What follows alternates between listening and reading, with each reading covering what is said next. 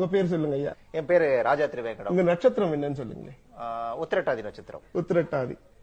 உத்திரட்டாதி நட்சத்திரே ராஜா திருவேங்கடம் அஸ்யஜமானஸ்ய தைக்யஸ்தைர்ய வீர்ய விஜயாயுளாரோக்யஸ்பத்யாதி அபிவர்த்தம் இஷ்டகாம்யார்த்த சித்தயத்தம் பாகவதஜனானாம் பிரீதயத்தம் சமஸ்தலோக சாந்தயத்தம் ஸ்ரீரங்கநாயிகா சமேத ஸ்ரீரங்கநாத சுவாமி திவ்யசரணாரவிந்தயோஹோ துளசீதல குங்குமார்ச்சனஷ்டோத்த சதநாம பூஜாம் கரிஷ்யே.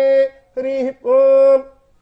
இப்படி சொல்லும் போது எல்லாரும் அது என்ன புரியுதோ புரியலையோ என்னமோ இருக்கிறதா நினைச்சுக்கிறாங்க.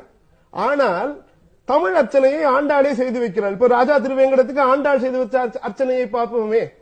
உத்திரட்டாதி திருவெண்மீனில் அவதரித்த ராஜா திருவேங்கடம் என்னும் இன்னாரின் நலம் வேண்டி துணிவும் நல்லுறுதியும் வேண்டி உயிர்ப்பும் வெற்றியும் வேண்டி உடல் நலமும் நீண்டாயுளும் வேண்டி நீங்காத செல்வம் நிறைய வேண்டி எண்ணியாங்கு எய்த வேண்டி அடியார்கள் மனம் குளிர வேண்டி உலகம் அமைதியில் மகிழ வேண்டி அரங்கநாச்சியாருடனுரை பெரிய பெருமாள் திருவடிகளில் சரணம் புகுந்தே துளசி மலர்குங்குமார்ச்சனை 108 போற்றிகள் அடியோங்கள் செய்கின்றோமே என்று தமிழ் அர்ச்சனையை செய்து வைக்கிறாள்.